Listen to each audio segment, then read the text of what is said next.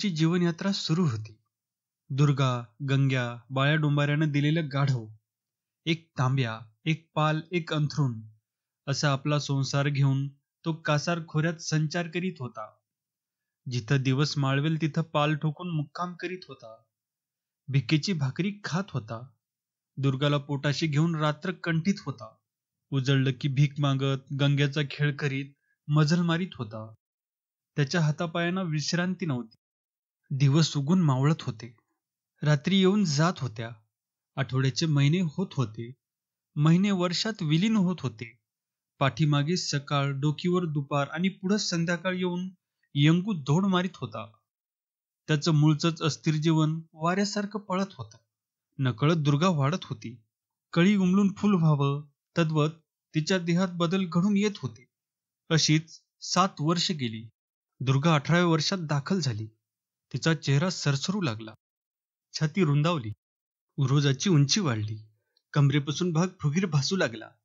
डोकीचे केस पोटऱ्यानं कुरवाळू लागले. टपोऱ्या डोळ्यात नवं तेज तळपू लागलं. नजरेत तरलता आली. रंगानं गव्हाळी, रूपानं आगळी दुर्गा जुन्यानी फाटक्या वस्त्रातही अप्रतिम दिसू लागली. अंगावरच्या थिट्या कापडात तिची काया मावेनाशी झाली. तिच्या प्रत्येक हालचालीतून मोहकता ओसंडू लागली. ती धनुष्याच्या कमानीसारखी लवू लागली. ती हसली की रुपयाची ओंजळ खडकावर ओतल्याचा भास होऊ लागला. ती बोलली की सारंगीच्या तारा चढल्याचा साक्षात्कार होऊ लागला. फुटक्या पारा उडालेल्या आरशात आपला सुंदर चेहरा पाहून दुर्गा स्वतःवर संतुष्ट होत होती. तिला स्वतःच्या तारुण्याबद्दल, देहाबद्दल नि देखणेपणाबद्दल अभिमान वाटू लागला. यंकूची जबाबदारी वाढली होती. तो दुर्गाला काळजाप्रमाणे जपत होता. तिला सुखी करण्यासाठी जीवाचं रान करीत होता. त्याला पाऱ्याच्या त्या शब्दाची आठवण सारखी होत होती. तो म्हणाला होता, मी पोरीला पळवून नेन, मुंबईत इकेन, कसबीन करीन. आणि ते शब्द आठवले की यंकूचं काळीज फाटत होतं. देवासारखी दुर्गा जर कोणी पळवून नेली तर त्याला ती कल्पना सहन होत नव्हती. तो चरफडून ते विचार झटकून टाकीत होता. नि दुर्गाला क्षणभरही विसरत नव्हता की नजरेआड होऊ देत नव्हता. अजूनही यंकू चालत होता. दिवसभर भीक मागत गंग्याचा खेळ करीत पैसा जमवीत होता. रात्र झाली की कुठेही रानात माळाला गावदरीला पाल उभं करीत होता. 12 घरचे 12 पदार्थ दुर्गा पुढे ठेवीत होता. दुर्गा जेवली की रात्री एका अंथरुणावर तिला जवळ घेऊन अंग टाकीत होता. एका बाजूला दुर्गाला, दुसऱ्या बाजूला गंग्याला घेऊन तो शांत झोपत. पुन्हा सकाळी त्याच्या भ्रमणाला आरंभ होत होता. यंकूच्या संसाराला भरती आली होती. तो सारखा वाढत होता. त्याच्या एका गाढवाची 2 झाली होती. त्याने एक माकडाची मादी घेऊन गंग्याचा संसार सुखी केला होता. एक दाढीवाला बोकड घेऊन त्याचं नाव दगडू ठेवलं होतं. गंग्याला रंगी माकडीन मिळाली होती. शिवाय दगडू बोकडाला तो घोडा म्हणून राबवीत होता. यंकूने 4 कोंबडीही पाळली होती. एकूण यंकू सुखी झाला होता. गंग्या, रंगी नि दगडू बोकड. यंकू कर म्हणेल ते करीत. त्याचा खेळ पाहून लोकांना आनंद होत होता. मुकी जनावर पण माणसासारखी वागतात, हालचाल करतात याचं लोकांना नवल वाटत होतं. त्यांची दया येत होती आणि संतुष्ट होऊन माणसं यंकूला सरळ हाताने भीक वाढत होती. एकाच गावात यंकूची जोडी भरत होती. 4 पैसे जमत होते. यंकू पैशाला पैसा जोडीत होता. दुर्गाचे लग्न करायचं, सर्व खर्च आपण करायचा. तिला कशाचंच उणं पडू द्यायचं नाही, या एकाच विचारानं तो पैसा जोडीत होता. एके दिवशी दुपारी यंकू मळ्यात पोहोचला. थंडगार सावलीत भाकरी खाऊन पुढे जावं असा विचार करून त्यानं गाढवं थांबविली. दुर्गा गाढवावरून उतरली. पाटाकडेला एक म्हातारी बसली होती. तिने यंकू आणि दुर्गा यांच्याकडे आळीपाळीने पाहिलं नि ती हसली. त्या म्हातारीने गंभीरपणे दुर्गाला पायाच्या नखापासून ते डोकीच्या केसापर्यंत न्याहाळून घेतलं आणि यंकूकडे पाहत बोलू लागली, चुकलास र बाबा, तुझं वय आता निम्म झालं. माणसानं साजेल ते ल्यावं नि पचेल ते खावं, पण तुला ते उमजलं नाही. तवाही एवढी देखणी तरणी बायको करून चूक केलीस. आर बाबा, हत्ती काबूत राहतो, पण तरणी बायको हत्ती परास वंगाळ. ही बायको तुला झेपणार नाही. म्हातारीची ती बडबड ऐकून यंकू गोंधळला. दुर्गाची नजर चरकन वाकली. चकित होऊन ती म्हातारीकडे गेली आणि म्हणाली, आजीबाई, ह्यो माझा नवरा नवा, माझा बाप आहे. अजून माझं लगीन झालं नाही. म्हातारी दुचमटली. तिनं हळूच तोंडात मारून घेतल्यासारखं केलं आणि दुर्गाच्या पाठीवरून हात फिरवीत यंकूला म्हणाली, मला निराळं वाटलं. राग मानू नका. बस खा भाकरी. यंकू हसला. यंकू गाढव हाकीत चालला होता. दुर्गा एका गाढवावर बसली होती. यंकू विचार करीत होता, खरंच दुर्गा मोठी झाली आहे. लोक तिला माझी बायको समजू लागले आहेत. याचाच अर्थ माझी दुर्गा आता बायको शोभेल. ती ज्याची बायको होऊन जाईल त्याचं घर सुखी होईल. तो संसार सोन्याचा होईल. आता दुर्गाचं लग्न झालं पाहिजे. ती आणखी किती दिवस अशी राहणार? लग्न करून सासरी जाणं जरुरी आहे. तिला मान आहे, भावना आहेत. त्या किती दिवस काबूत ठेवू शकेल? शिवाय बायकोची जात, बायकोचा जन्म अगदी काकणासारखा असतो. कांकण पिचलं की त्याचा नाद जातो. पुन्हा त्यात नाद निपचत नाही. माझी दुर्गा म्हणजे माझं कांकण आहे. ते पिचू नये म्हणून खटपट केली पाहिजे. एखादा चांगला नवरा पाहून तिचं लग्न केलं पाहिजे. नाहीतर लोक असं काहीही म्हणत राहत. यंकू चालत होता. त्याच्या पुढं गाढवं पळत होती. पाठीमागून दगड्या बोकड येत होता. दुर्गा एका गाढवावर बसली होती. तिच्या मागं गंग्यामाकड तिला बिलगून बसला होता. गंग्याच्या पेकाटाला रंगीत चिकटली होती आणि असा तो आपला तांडा घेऊन यंकू झेपावत पुढे निघाला होता. तो दमत नव्हता, गमत नव्हता. तो वाऱ्यासारखा पळत होता. दिवस बुडता बुडता यंकूचा तांडा चांदोली गावाच्या गावदारीवर आला. पुढील प्रदेश डोंगराळ होता. रात्र काळोखी होती. पुढे जाणं धोक्याचं होतं. आजची रात्र चांदोलीत मुक्काम करून सकाळी डोळ्याच्या उजेडानं पुढे जावं असा विचार करून यंकू चांदोली गावात शिरला आणि कुठं उतरावं याचा विचार करू लागला. दिवे लागणीलाच गावात सामसूम झाली होती. सर्व दारं लागली होती. माणसं बोलत नव्हती की पेठेत ती दिसतही नव्हती. गावावर मरणकळा जणू पसरली होती. कोणीही माणूस बाहेर दिसत नव्हता. हा काय प्रकार आहे याचे यंकूला कोडं पडलं. अजून दिवे लागण नाही झाली तर या लोकांनी दारं का लावली हा विचार करीत तो पेठेत आला आणि गावच्या दुसऱ्या टोकाला जाऊन एका घरापुढे उभा राहून त्यानं घरमालकाला हाक मारली. तेव्हा आतून एक म्हातारा म्हणाला, कोण हाय? काय पाहिजे तुला? मी एक माकडवाला हाय. मी तुमच्या दारात आज उतरतो. सकाळी पुढे जाईन. यंकूनं विनंती केली आणि तो म्हातारा म्हणाला, नग नग पुढे जा. यंकू पुढे गेला आणि दुसऱ्या घरापुढे उभा राहून म्हणाला, वैस दार उघडा. मी माकडवाला आहे. मला पाणी द्या. मी तुमच्या दारात रात काढणार आहे. सकाळी पुढे जाईन. तशी एक तरुणबाई दारात येऊन म्हणाली, ए बाबा, गावात रोज रात्री वाघ शिरतो. तू आपलं बिराड घेऊन पुढे जा. आता कुठं जाऊ? यंकू म्हणाला, मला जरा पाणी द्या. मी अंगणात रात्री काढतो आणि सकाळी जातो. ती बाई बिळात नागिन माग सरावी तशी घरात गेली.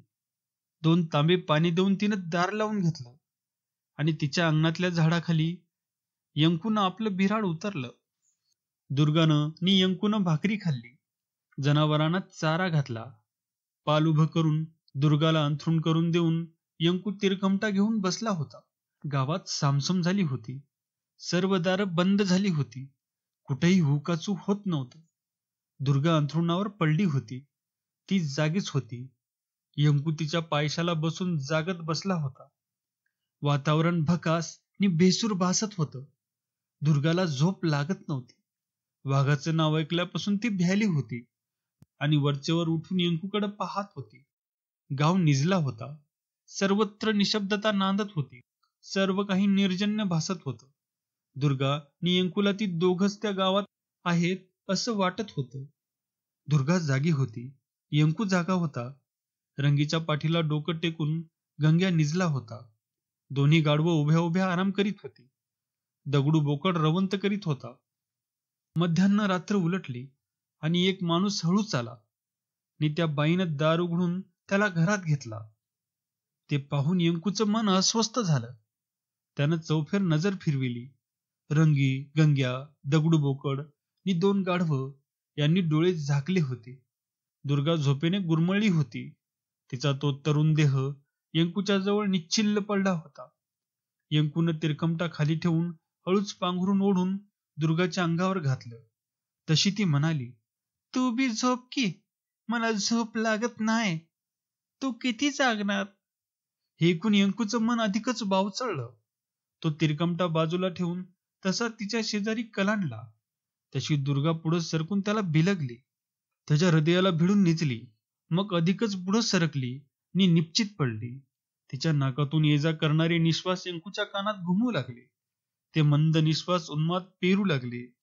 त्यानं दुर्गाला ओढून जवळ घेतली, हृदयाशी घट्ट धरली. मग तो जग विसरून दगडासारखा निश्चित पडला आणि ती दुर्गा आपल्या जन्मदात्याला भिडून लगेच घोरू लागली. बाप जवळ असला की तिला लगेच झोप लागत होती. ती तिची जन्माची सवयच होती आणि ती यंकूला ठाऊक होती. पण आता दुर्गा लहान नाही. तिनं दूर निजावं असं त्याला वाटत होतं. पण दुर्गाला तसं वाटत नव्हतं. मध्यान्ह रात्र संपली. यंकू जागाच होता. दुर्गा त्याला तशीच बिलगली होती. त्या भरदार देहाच्या स्पर्शानं त्याचं मन विकारवश होत होतं. तो मनाचा दुष्टावा त्याला विषासारखा वाटत होता. त्यानं हळूच तिच्या पाठीवरून हात फिरवला. ती रुंद पाठ, ते सोजीच्या पिठासारखं मऊ शरीर नि तो तेजोमय चेहरा नि तो हळूच बाजूला सरकून उठला. तशी दुर्गा जागी झाली. तिने यंकूला ओढून जवळ निजवलं. स्वतः सरकून निजली. यंकू बावरला होता. त्याला ती रात्र कठीण वाटत होती. तो मनात खचत होता. यंकूचं मन वेडावलं होतं. ते बावचळलं होतं. ते यंकूच्या कानात सांगत होतं, ही तुझी दौलत आहे. हिच्यावर फक्त तुझी मालकी आहे. तू हा मळा केला आहेस, जपला आहेस. तो आज ना उद्या लोकांचा होणार. मग तुला काय मिळणार आहे? उठ. आणि त्या विचाराने यंकू पिसाट झाला. तो चटकन उठला. त्यानं हळूच दुर्गाच्या अंगावरचं पांघरून सरळ केलं. तशी ती म्हणाली, बाप्पा निज, मला थंडी वाजती. तो निज, हाय मी. यंकूनं हळूच तिच्या कपाळाचा मुका घेतला. तशी ती गालात हसली. यंकू बाजूला सरकला आणि मग तिला लहान मुलाप्रमाणे थोपटीत बसला. दुर्गा घोरू लागली. तेव्हा यंकूचा जीव शांत झाला. त्यानं फडाफड तोंडात मारून घेतलं आणि पुन्हा तिरकमटा घेऊन समोर अंधारात पाहत बसला. माणसाचं मन धोकेबाज आहे. त्याचा भरोसा करू नये. मन काहीही सांगतं आणि माणसाला गारद करतं. दुर्गा आपली आहे. आपण तिला वाढवली आहे. पण तिनं लग्न होऊन सासरी जाणं आणि संसार करणं हा देवाचा मार्ग आहे. तो बदलणे पाप आहे. चुलीचं लाकूड चुलीलाच जळावं, तसंच लेकीनं सासरी नांदावं हा रिवाज आहे. मी माझ्या दुर्गाचं लग्न करून देणार आणि तेही लवकर करणार. आता दुर्गा लहान नाही. ती मला जन्मभर साथ देणार नाही आणि ती जन्मभर माझ्या बरोबर राहिली तर आपणच खटपट करून तिला उजवली पाहिजे. मुलीची जात लाजाळू असते. ती तोंडानं बोलत नसते. ती आपलं लग्न कर असं कधीही म्हणणार नाही. अंतिरीची कळ सांगणार नाही. भावनांची धग कळू देणार नाही. परंतु ती भयंकर धग किती दिवस काबूत ठेवणार? दुर्गा भावनेच्या आहारी गेली आणि तिचा पाय घसरला तर? शिवाय आपण गरीब, 12 गाव फिरणारा, रोज नवी माणसं भेटणार. कोणीतरी तिच्यावर नजर ठेवेल, भुरळ घालेल. नाहीतर ही तरणी दुर्गा कुणाला तरी भाळून स्वतःला हरपून बसेल. मग ही आग आहे. हसरी लाजरी खेळकर दुर्गा खरंच आग आहे. ती आपल्या पदरात ठरणार नाही. आपला पदर मुळात फाटका. त्यात ही आग कशी ठरणार? पदर जळून जाईल. परंतु ते काही का असेना, दुर्गा माझी आहे. मी तिचं मन मोडणार नाही. मी सांगेन ते ती ऐकेल. तिचं जे काय करायचं ते मी करणार. आपल्या जातीतील एखादा सुंदर मुलगा पाहून मी स्वतः तिचं लग्न करणार आणि मरेपर्यंत तिचं रक्षणही करणार. यंकूचं विचारचक्र सारखं फिरत होतं. त्याचं मन त्या विचारचक्रात गुरफटलं होतं. ते बाहेरच पडत नव्हतं. विचारातून विचार उत्पन्न होत होते. एक विचार दुसऱ्या विचाराचा पदर धरून पुढे येत होता. मध्येच त्याला पाऱ्या डवऱ्याची आठवण येत होती. मी तुझ्या पोरीला मुंबईला पळवून कसबीन करीन, असं एकदा पाऱ्या म्हणाला होता. जर तसं झालं तर, पण तसं कसं होईल?